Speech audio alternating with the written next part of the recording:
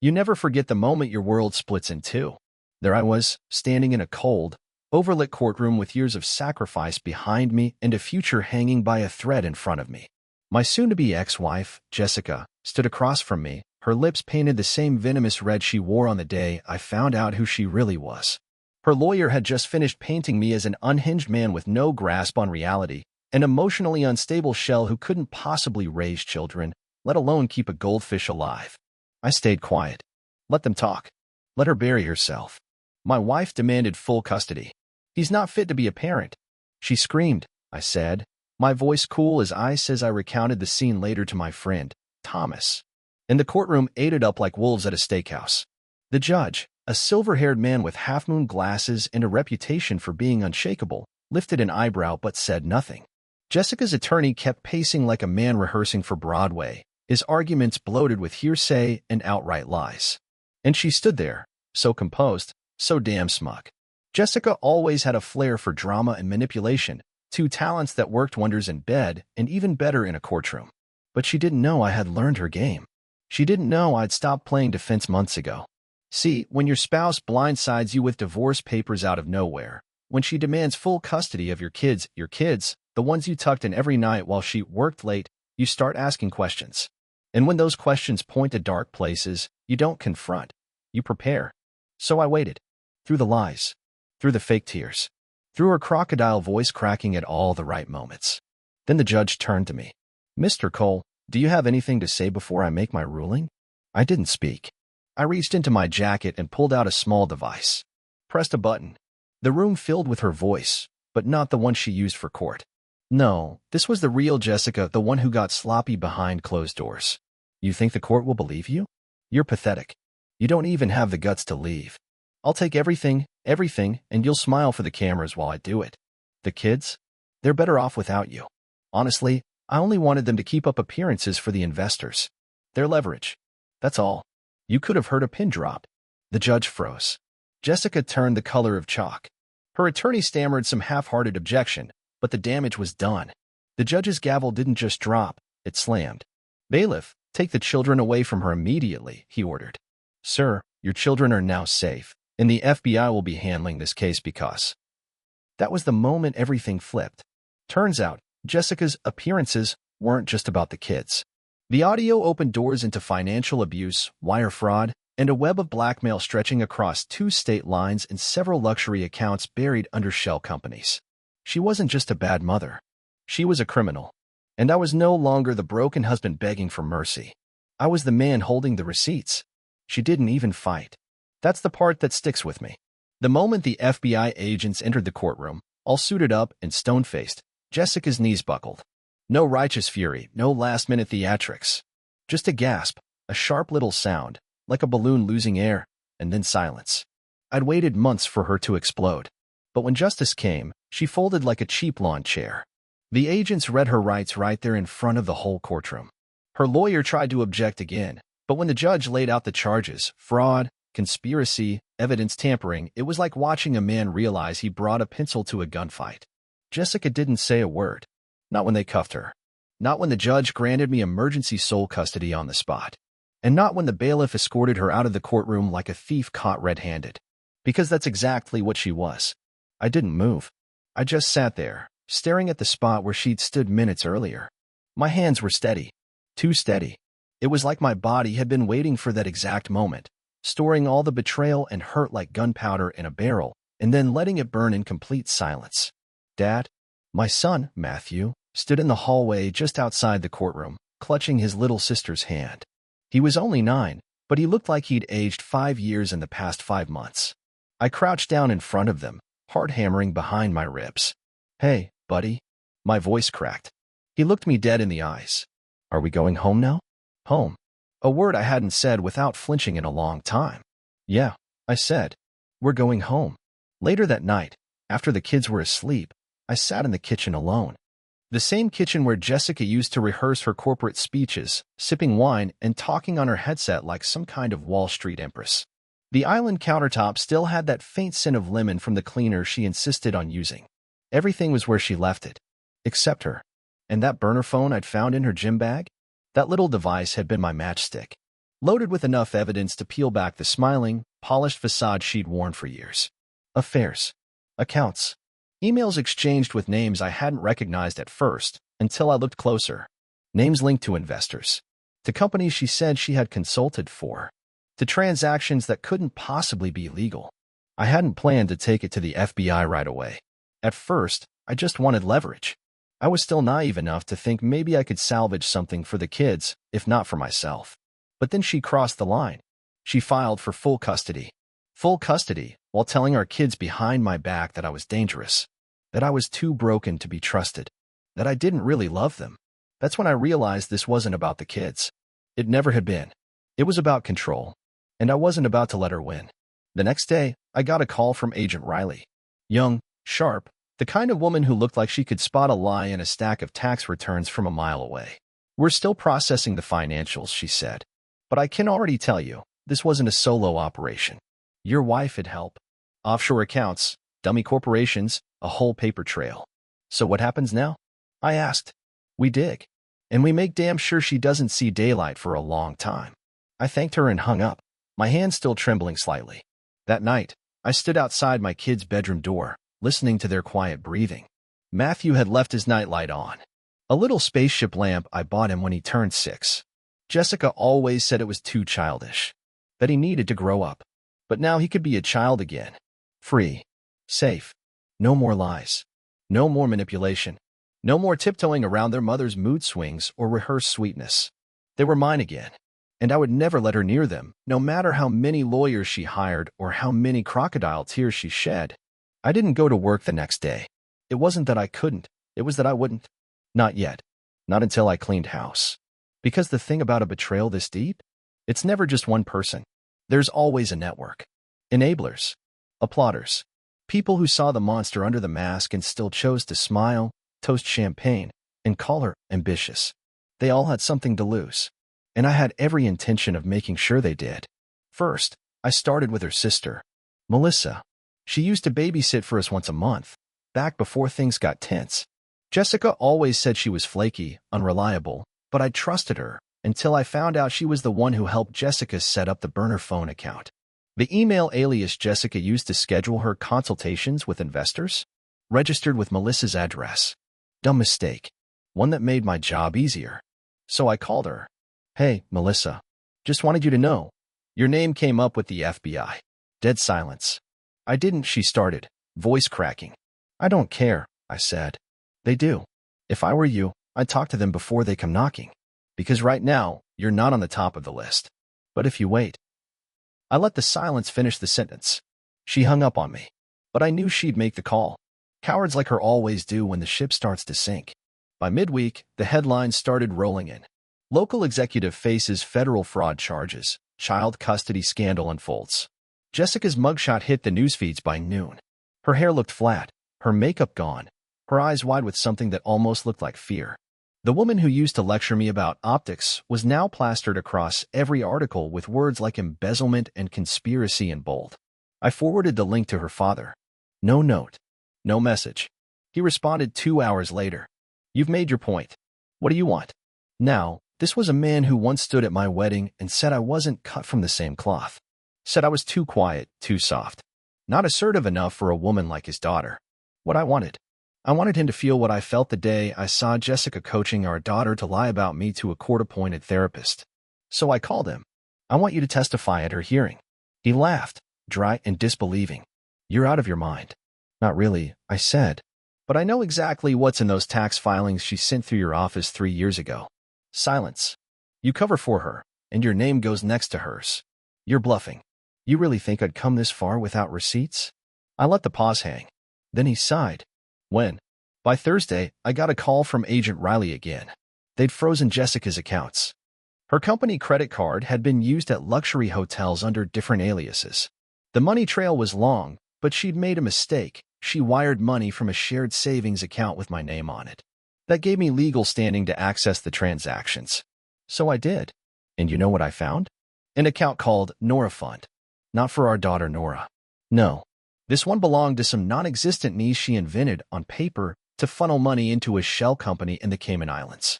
It was one of nearly 8 fake dependents she listed over the years. Nora Fund. What a sick joke. I printed every page of that report and handed it to the FBI that afternoon. But here's the thing about revenge. It's not just about hitting back. It's about reclaiming power. It's about walking into your house again and not wondering who's lying to you. It's about watching your son build a Lego rocket in the living room and knowing no one's going to use him as a pawn ever again. It's about standing in the kitchen at midnight, tired but at peace, and realizing you finally broke free from a life that was rotting you from the inside out. Jessica built a life on illusions. I buried it with evidence. And she still had no idea what I was planning next. It's funny. She used to walk into every room like gravity owed her something. Jessica had a presence. Not beauty. That's too easy. She had polish. A ruthless shine. The kind that makes middle-aged boardroom executives straighten their backs and young interns fumble their words. She knew how to command attention, how to weaponize charm. It's what made her dangerous. And it's what made watching it all unravel so deeply, satisfyingly, personal. Thursday evening, I opened an old folder on my hard drive. JessNet. It was a quiet little project I started about 6 months ago, back when I first noticed the red flags. At the time, it was nothing more than notes. Suspicious credit card charges. Conference trips that didn't line up with the actual events. The fake smiles. The sudden defensiveness whenever I asked about her work. That folder became my lighthouse. Inside was a map of her career, every employer, client, contract. I started cross-referencing invoices and email dates, marking every inconsistency. And now, with full access to her financial records thanks to the FBI's seizure order, I saw the whole web clearly. 3 shell companies. For fabricated clients. Dozens of consulting hours billed for meetings that never happened. But the real gem? The referral bonuses. See, Jessica worked as a strategic liaison between firms, introducing qualified contractors to investors. Only, most of the contractors didn't exist. And the investors?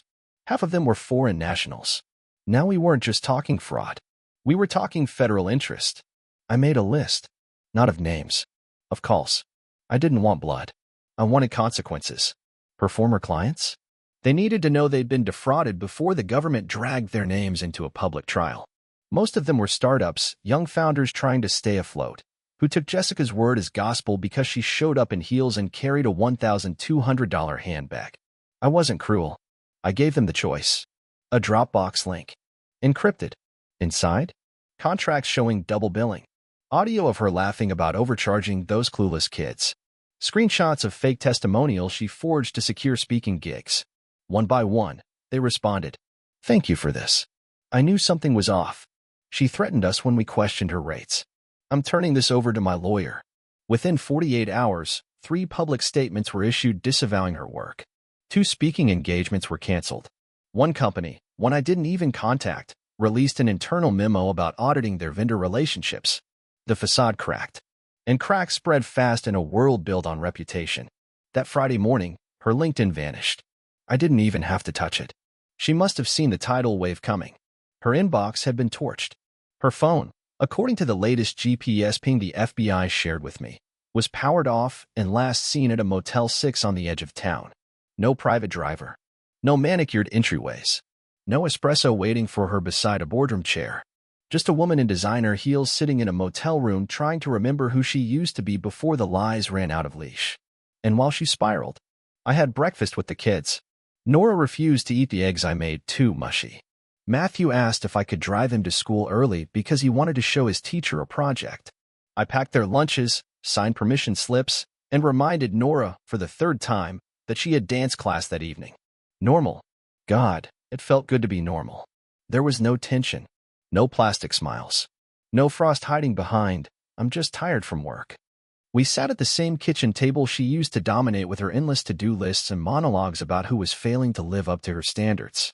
But this time, it was ours. Later that night, I got a call from Agent Riley. You've been busy, she said. I'm efficient, I replied. She paused. We believe your wife had a partner. I said nothing, letting the words sit like a shard of glass on the tongue. Someone on the inside. Possibly someone with access to sealed company records. The money laundering angle, it's bigger than we thought. There it was. The final layer. Jessica hadn't just betrayed me. She betrayed everyone.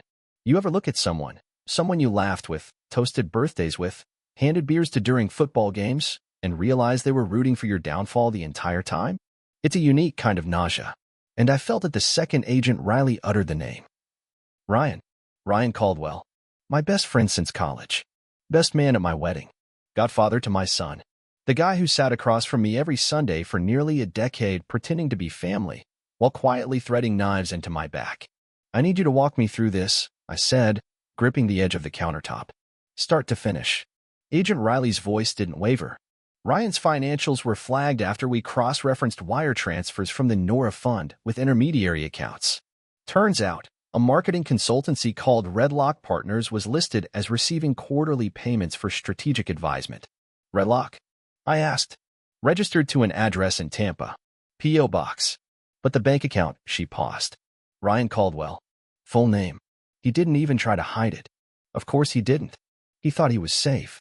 He was banking on the fact that I was always the nice guy. The one who forgave. The one who believed in second chances. But I wasn't that man anymore. The last time I saw Ryan, he showed up at my house unannounced. A week before the court hearing. Said he just wanted to check on me. He brought whiskey. The good kind, too, the bottle he knew I saved for celebrations. He called it a pre-victory drink.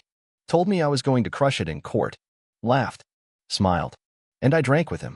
I sat across from that snake while he toasted to my custody win, knowing full well he was part of the reason I had to fight in the first place. While he secretly helped funnel stolen money through a shell corporation tied to my wife. That bottle's still in the trash bin. Every time I take it out, I imagine it shattering at his feet. I didn't call him. Not yet. That part needed finesse. Instead, I called Thomas, my actual friend. The one who stood by me when Jessica's accusations started and never blinked when I showed him the burner phone evidence. Time to play chess, I told him. We laid out the plan in minutes. Step 1. Leak the Redlock documents, just enough to get the attention of Jessica's former clients. Step 2. Create a breadcrumb trail leading from Ryan to those payments, signed invoices, and forged consultant summaries. Let the people she conned realize the inside man wasn't just her, it was the best friend of her husband. The optics? Delicious. By Sunday evening, word was spreading. A tweet from a former startup founder read, "Shout out to Jessica's consultant, Ryan Caldwell, for charging us $12,000 for advice that looks suspiciously plagiarized from a Reddit thread." Another. Real classy. Scamming your best friend and his wife's clients? Hope Prison has Wi-Fi. It only took hours for Ryan's LinkedIn to go dark. And me? I was at the park with my kids. Nora on the swings. Matthew building something in the gravel with sticks and bottle caps. I didn't check my phone for 2 hours. When I finally did, 23 missed calls. Ryan. Ryan. Ryan. Voicemail. Text. Voicemail. The last message? A single line. You don't understand what you've done. Oh, Ryan. I understood exactly what I'd done. I just wasn't finished yet. He showed up at my door the next morning. Didn't even knock like a man. Just stood there sweating through his suit, face pale, jaw tight. He looked like a ghost. Not because he was ashamed. Because he finally realized the house of cards was falling, and I was the one pulling the last one out.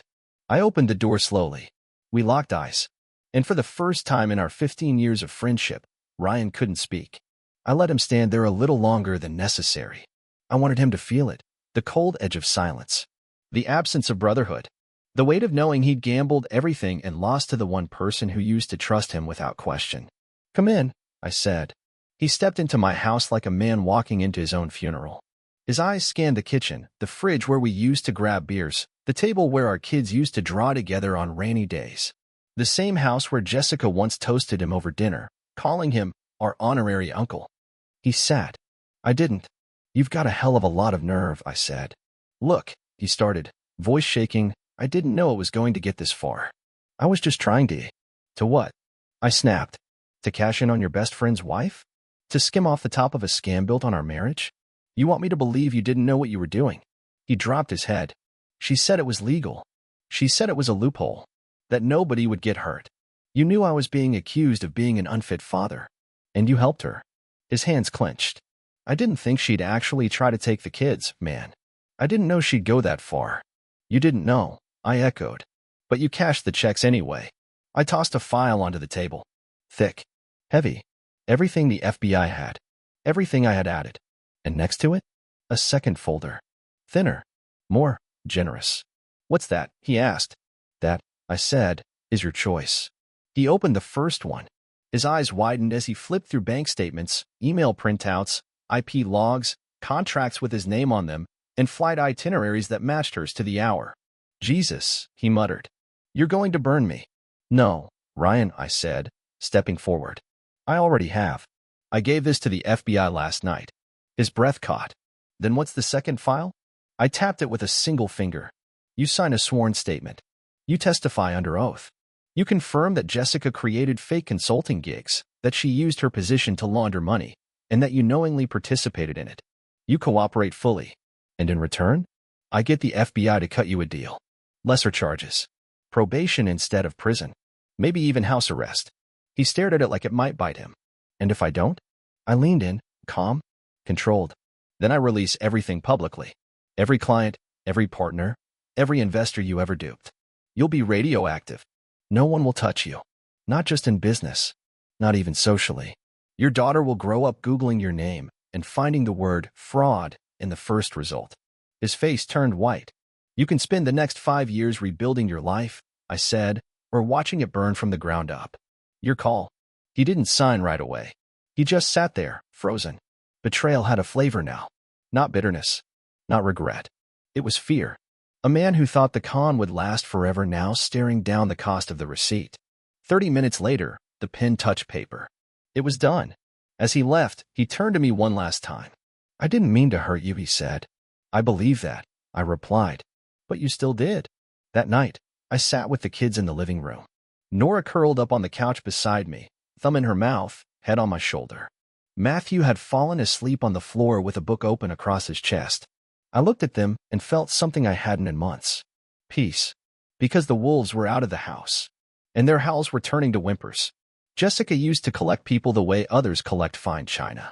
Boardroom executives, lifestyle coaches, tech influencers, motivational speakers, the whole parade of self-made phonies. She curated her life like a social media feed. Glossy, filtered, every caption calculated. Always the polished laugh. Always the illusion of control. But that illusion started crumbling the moment Ryan signed his confession.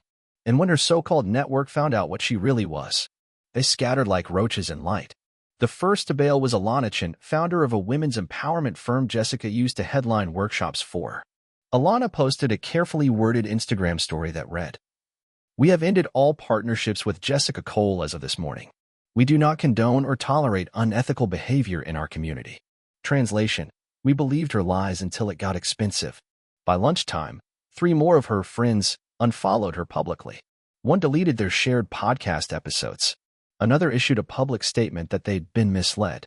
One even claimed to be a victim herself, though the group chats I pulled off Jessica's old laptop painted a very different story. Turns out, when your empire is built on branding and brunches, a federal indictment tends to kill the vibe. Agent Riley called. She's panicking. I figured. She requested an emergency visit with her lawyer. Wants to negotiate. I raised an eyebrow. She's not in a position to negotiate. She doesn't know that yet, Riley said. And then came the real kicker. She's asking about the kids. That night, after the dishes were done and the kids were tucked in, I sat on the edge of my bed, staring at the ceiling. The audacity of it. After everything, she tried to rip them from my life. Used them as shields and pawns. Coached them to lie to a therapist. Weaponized motherhood like it was a PR campaign. And now? She wanted to see them? No, not a chance in hell. The next morning, I met with my lawyer. I wanted it on record. Clear, unambiguous. No visitation. No contact. Not while she's under investigation. Not after. Not ever unless they ask for it when they're older. And even then, I'll make damn sure they know exactly who she is. He nodded, scribbling notes. You want a restraining order too? I paused. Thought about it. Then nodded once. Yeah, I want every door closed. The media picked up a new thread later that day. Confirmed. Former consultant Jessica Cole accused of laundering investor funds through shell companies. Close associate Ryan Caldwell cooperating with investigators. Her name was everywhere again, but not with brand deals and conference panels this time. Now it sat next to words like federal wire fraud, perjury, and custody manipulation. The articles had photos. Old ones. Her in power suits. Her smiling beside me and the kids. One from our 10th anniversary. where she wore that burgundy dress and pretended she still loved me. Now those same images were being dissected like autopsy photos in public. And the comments? They weren't kind. She played everyone. This is what happens when people think manipulation is ambition. Imagine doing all this to the father of your children. Sick. I didn't smile. Not yet. Because she still had one card left. Pity. 2 days later, her attorney submitted a motion. Due to emotional and psychological hardships stemming from public backlash, my client respectfully requests a stay of proceedings and access to therapeutic visitation with her children to maintain maternal bonds. My lawyer texted me a photo of it with one line. She's trying to play the victim now. I stared at the screen, then typed back. Let her. The only thing she'll raise from now on is a hand in court. It was her mother. That brittle voice I hadn't heard in over a year called my phone just after 9 a.m. No caller ID. Straight to voicemail. David, it's Lorraine. I know we haven't spoken, but I want to talk. About Jessica. About the children. About what she's become. I sat with that message for a good hour, staring at the screen. Heart rate steady, but fingers tapping like a war drum. Jessica and her mother had always had a complicated dance. Publicly, Lorraine was the doting matriarch, poised, pearl-clad, social charity chair, and habitual martini sipper. Privately, she was Jessica's blueprint. Taught her to keep a mask on. Taught her that emotion was weakness, and that image was everything. If Lorraine was calling me now, it wasn't from guilt. It was survival. We met at a quiet cafe outside the city, somewhere neutral. Somewhere where no one knew either of us. She looked older than I remembered. Thinner, too. Her hands trembled slightly as she stirred her tea. I want to be very clear, she began, avoiding eye contact. I'm not here to defend her. That's a relief, I said flatly. She sighed, setting her spoon down with a clink. She always pushed. Even as a child, rules were made to be maneuvered. She learned early that she could get what she wanted if she said it with the right smile. No offense, Lorraine, I said, but she didn't invent that on her own. Her lips twitched, not quite a smirk. Fair. Then she leaned in, voice lower. But this? What she did to you? To your children? It's not just unethical, it's dangerous. She slid a manila envelope across the table. What is this? Proof that she forged my signature, she said. On documents tied to the Whitmore Foundation. My trust fund is connected to it. Jessica used the same tactics she used on you. Emotional manipulation, threats, charm, to convince the board I was co-signing donations. I flipped it open. Financial disclosures. Wire transfers. A notarized statement Lorraine had already signed. You're going to the FBI? I asked. She nodded once, curtly. I already did. I sat back, watching this woman unravel her legacy with all the elegance of a slow landslide. You're not doing this for me, I said. No, she admitted. I'm doing it for the children. For Matthew. For Nora. She'll drag them down with her, David. She doesn't know when to stop. She's already stopped, I said. She just doesn't know it yet. That night, Agent Riley called again. You're not going to believe who just walked into our field office. I already do, I said. Lorraine's statement put another nail in the coffin. This one was personal. It proved Jessica's fraud extended beyond strangers and into her own blood. It showed pattern. It showed willful deceit. And it showed one more thing. She was alone now. No more inner circle. No more family echo chamber feeding her delusions of invincibility. The queen had been abandoned by her own court. The kids were asleep when I got home. I stood in their doorway, watching them breathe. Innocent, peaceful, untouched by the courtroom storms and broken oaths that surrounded their name. I thought about telling them what happened. That grandma had come forward. That mommy's castle was falling faster now. But I didn't. They didn't need justice. They needed peace. And that was the one thing Jessica could never give them. It came on a Wednesday. Plain envelope. No return address. Hand-delivered, not mailed. My attorney flagged it immediately, ran it through a scanner for powder or a tracking device. You'd think we were overreacting, but when a woman like Jessica starts losing grip on everything she's built, there's no telling how far she'll reach. It was just a letter, folded in thirds. 2 pages, written in her signature cursive, the same she used on thank you notes and cocktail menus when she hosted fundraisers like her life depended on it. But this wasn't fundraising. This was a funeral. David, I know you won't believe this, but I never wanted any of this to happen. I made mistakes. I lost sight of what mattered. You, the kids, our life together, it all started as something I genuinely believed in. And I know I ruined it. I know I hurt you in ways I can't undo. But I need you to understand something. I was drowning, David. And when you're drowning, you grab whatever hand you can. Even if you have to push someone under to breathe. There it was. Not regret. Not remorse. Just rationalization. The same poison dressed in prettier words. She wasn't sorry for what she'd done. She was sorry she got caught. Ryan turned on me. My mother threw me to the wolves. Everyone I trusted abandoned me the moment it became inconvenient to know me. But you? You were always supposed to be different. Do you remember our honeymoon in Lisbon?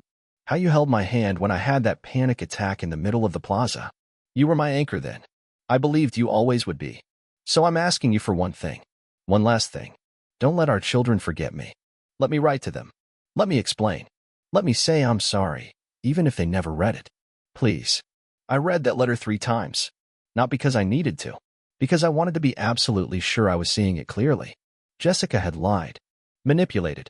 Betrayed everyone around her. Then had the audacity to ask me to help protect her image in the eyes of the children she used as bargaining chips.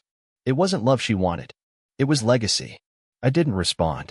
I sent the letter to Agent Riley and filed a no-contact enforcement addendum the same day. My lawyer delivered it to the court. Then I burned the copy I had in the fireplace. Not because it scared me, but because it meant nothing.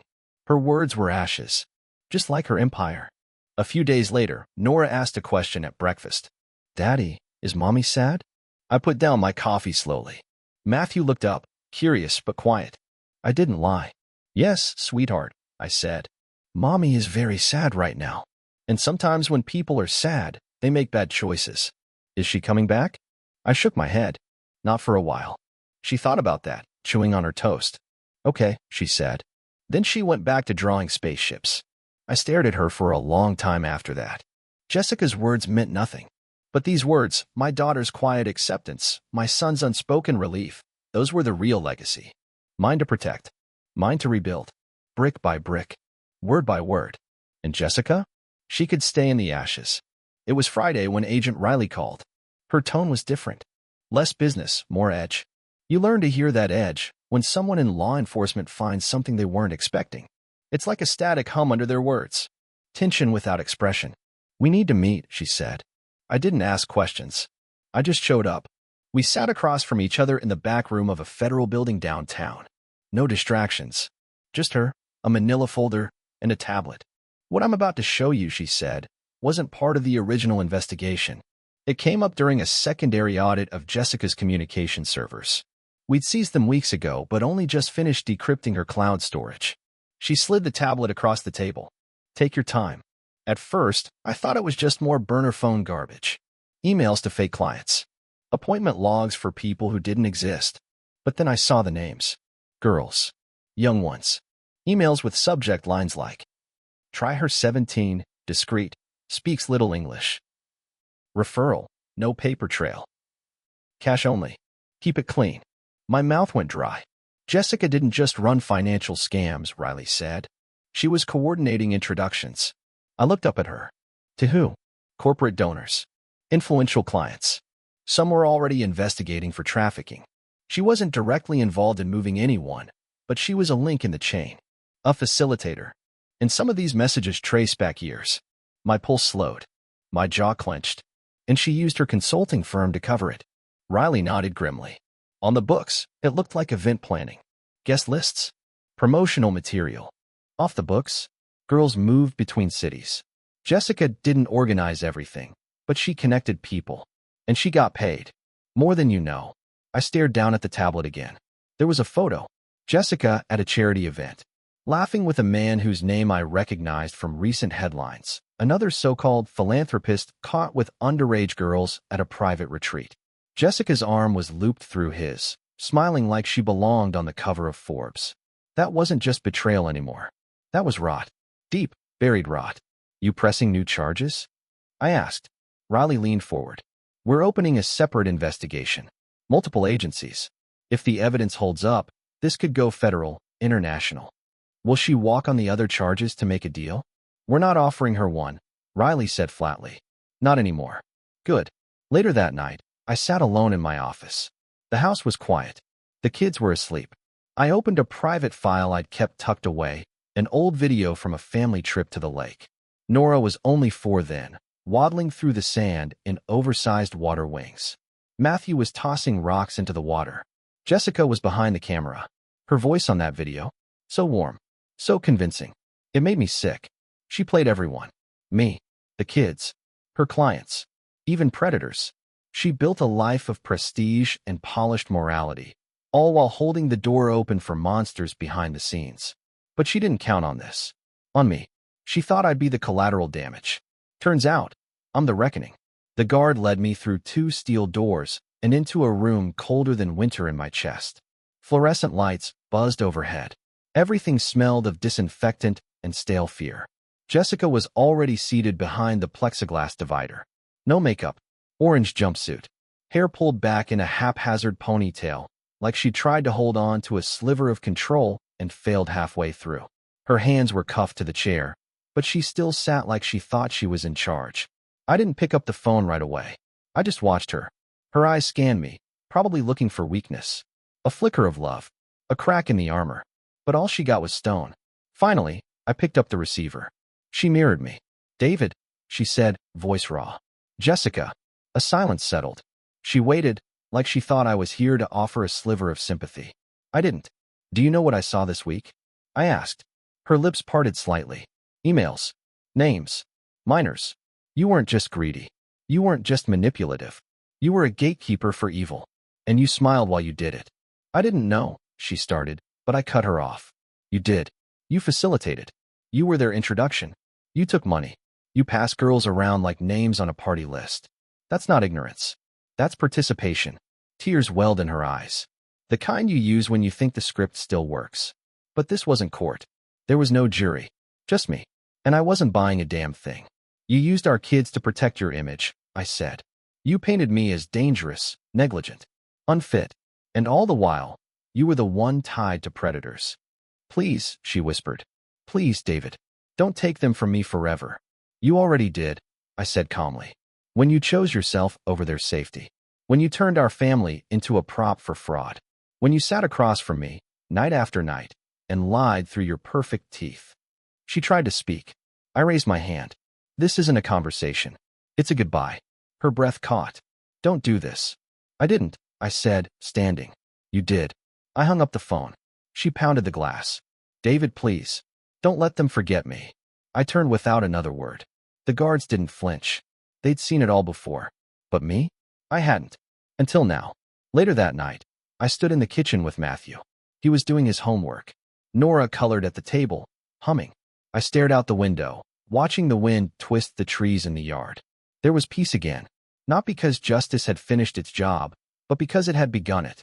Jessica wasn't coming back. Not as a mother. Not as a wife. Not even as a shadow. She had stepped off the edge and expected me to follow. But I stayed standing. The courtroom was packed. Media. Sketch artists. Lawyers in expensive suits. I could feel their eyes crawling all over me, studying me like a man on the edge. But I wasn't on the edge. Jessica was. And she knew it. Her trial opened with a quiet buzz, like everyone expected spectacle, but got silence instead. She sat beside her defense attorney, looking smaller than I'd ever seen her. Not because she was smaller, because she no longer controlled the room. The prosecution started strong. Agent Riley's team laid it all out with surgical precision. Fraudulent contracts, dummy corporations, shell donations, the embezzled trust funds, the laundered money. And then the second wave hit, the trafficking links. No one spoke. Not when the emails were shown. Not when the victims' names were read, initials only, but enough to freeze every throat in that courtroom. Not when the judge had to pause twice to process the scope of what he was hearing. Jessica didn't flinch. She stared straight ahead like she wasn't even part of it, like it was happening to someone else. Then came the witnesses. Ryan took the stand. You could practically hear Jessica grinding her teeth when he walked up, still trying to look apologetic. He told them everything. The payments, the shell companies, the burner phones, the Weinstein emails she made him delete. He looked at her when he said it. I helped her, yes. But she designed this. I was just too weak to stop it. It didn't help him, but it buried her. Next was Lorraine, her own mother. She walked up to the stand like she was heading into a blizzard, chilled, focused, with her pearls clutched at her throat like a lifeline. She spoke with a voice like cracked porcelain. My daughter used my name to steal. She stole from charities, from families, from the vulnerable. And when it suited her, she stole from her own children's future. Jessica didn't even blink. The judge recessed. The room emptied. And then, just before the next session began, Jessica made her move. Her last move. Her lawyer stood and made an announcement. My client would like to make a direct statement to the court. There were murmurs. The judge narrowed his eyes. The prosecution looked amused, but the judge allowed it. She stood, hands unshackled for the first time in weeks. And in front of the entire court, Jessica said, I was raised to believe that success was survival. That power mattered more than kindness. That love was something you leveraged, not lived. And maybe I failed, but I did what I had to do, to protect what I built. The room was silent. She looked straight at me.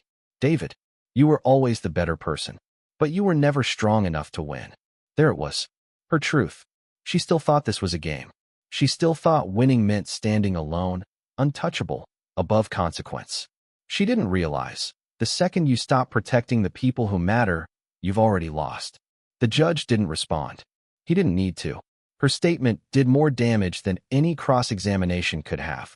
The jury stared at her like she was a statue cracking under heat. The mask was gone.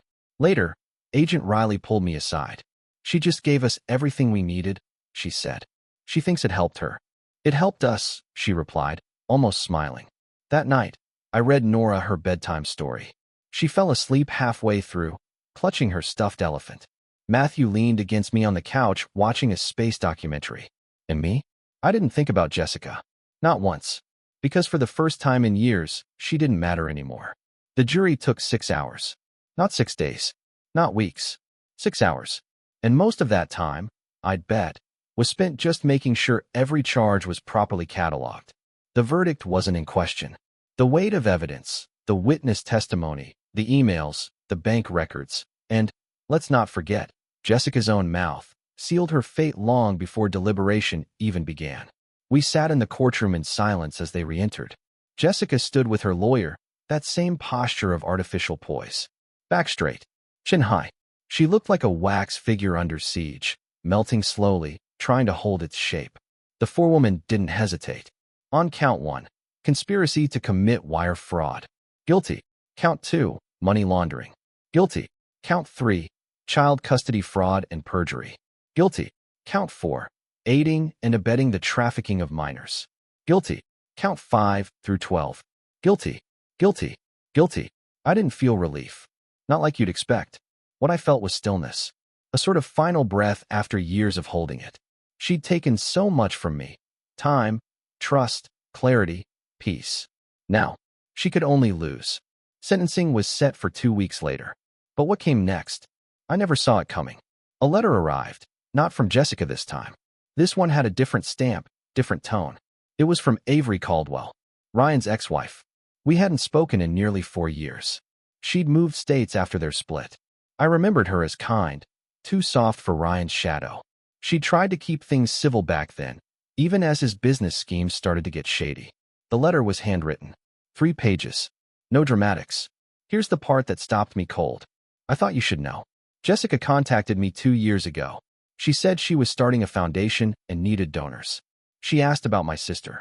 You remember her, Allie, the one with the chronic illness? Jessica said she could help get her into a specialty clinic, that she had contacts and could expedite everything if we made a goodwill donation. I gave her $15,000. Allie never got into the clinic. Jessica stopped answering emails a month later. I didn't want to believe it was intentional, but I know now, and I want to say I'm sorry. I should have come forward sooner. $15,000. From a woman just trying to save her sister. Jessica had weaponized hope. Again. And what's worse, she targeted someone tangentially related to me. That's how far her reach had gone. How deep her corruption ran. She didn't just burn bridges. She extorted them. I turned the letter over. Avery had written a final line. I know you'll make sure your children grow up knowing the truth. And I hope you know, you weren't just her victim. You were her escape plan. And you refused to be used. That's something. I folded the letter and put it away. Not in a drawer, but in a safe. Because one day, when Nora or Matthew asks why Mom disappeared from their world, I won't just have stories. I'll have the truth. Jessica's sentencing was scheduled for 10 a.m. on a rainy Thursday. I'll never forget the sound of those first drops hitting the courtroom windows. Like the world was finally washing itself clean.